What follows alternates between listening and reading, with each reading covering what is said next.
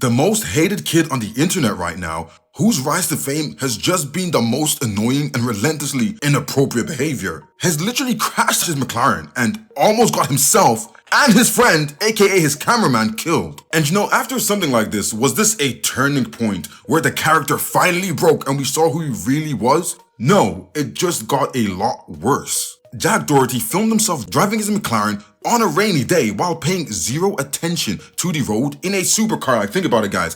A supercar in rainy conditions and you're eating your phone with your eyes? And the fact that he was literally live streaming the crime. He was literally committing crime and live streaming it, giving the proof to his insurance company, the police, and anyone who's investigating this crash. And then suddenly, during this whole ordeal, he hit the gas and sped up just a little bit, which resulted in him hydroplaning his car, and he went right into the guardrail at the right-hand side of the road. Like, this was just insane. And don't get it twisted, hydroplaning can happen to almost anyone. If you're in that kind of weather and your car just happens to hydroplane, it doesn't matter if you're the best driver, it might happen to you. So we can't excuse that fact and say, oh, it's just because he did it. But again, you're driving a supercar and you're speeding and not paying attention to the road. So now, his car totaled. The front of it was crumpled like a cracker. Does this stop him from streaming and like, yo, what just happened? Let's fix it? No, the camera keeps rolling. He keeps rolling the camera. And how about my friend, aka my cameraman, is bleeding profusely like he just ate a bullet with his cranium. Yet I'm going to ask him, hey, are you good? And he says yes. I'm like, here's this camera, film this. And then that's not even the worst part. Pull out your iPhone, bro. Let's get another angle. Bro wanted his cameraman, who was bleeding profusely,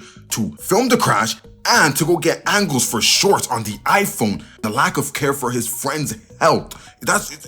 I'm speechless. And to be honest, I was more shocked at the fact that his cameraman actually listened to him and took the phone out of his pocket and recorded the other angle. But at the end of the day, this was an accidental moment. It could have been stopped or reacted to better if he was paying attention to the road. Yes, but this is an accident that could have happened to anyone. So let's not just rule that out. Yes, he's annoying, but this was quote unquote an accident. And then now, just to top off the stupidity of the whole situation and the fact that he has no knowledge of true reality, this guy, once his cameraman was set up, started putting on an Oscar-unworthy performance of him pretending to care that his car was totaled and he just almost died. Just like, oh no, my car, oh no, I just totaled my car, guys, oh no. I am just baffled at how just tapped out of reality this guy is.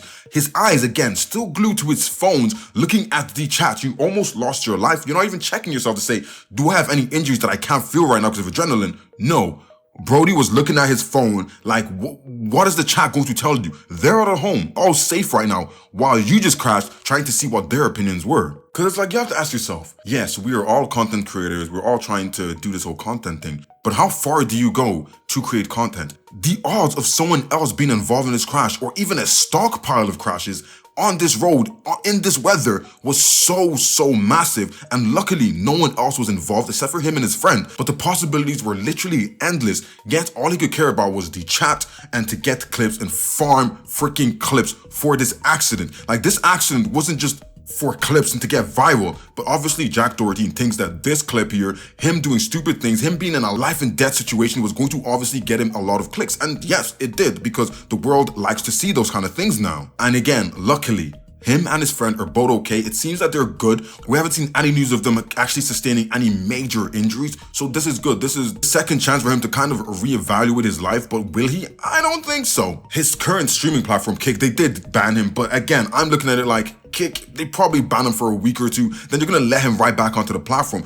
I don't see this being a permanent ban, even though if it was, it would be something nice for all of us, because I think I don't know, but I think we're all kind of tired of seeing this kid. But he does things so out of the ordinary and annoying. It just kind of like rage baits you to just come online and have to talk about it, giving him what he wants, and it's just so annoying. But we have seen Aiden Ross try to lobby a payment of $300K to unban him. So things like this happening already, just telling me that this kid is probably not going to be banned for longer than maybe 4 months, and he's going to be right back doing the same stupid stuff all over again. But the one thing I do want to touch on is the fact that the internet is kind of making memes about the fact that he survived, and they're like, oh, he survived, we're so sad. And it's like, at the end of the day, no one else was involved in this, no one else got injured in this, and is it okay for us to wish death on someone because they're annoying? I don't think so, gang. I ain't gonna lie to y'all. I don't think it's okay for us to wish death on someone just because they're annoying and they're doing stupid things. But the internet seems to think it's okay, and a lot of people are like, they wish she just died during this whole accident thing, which I feel like is just a little bit wrong in my opinion. But yeah, I'm actually just baffled at the lack of care for his friend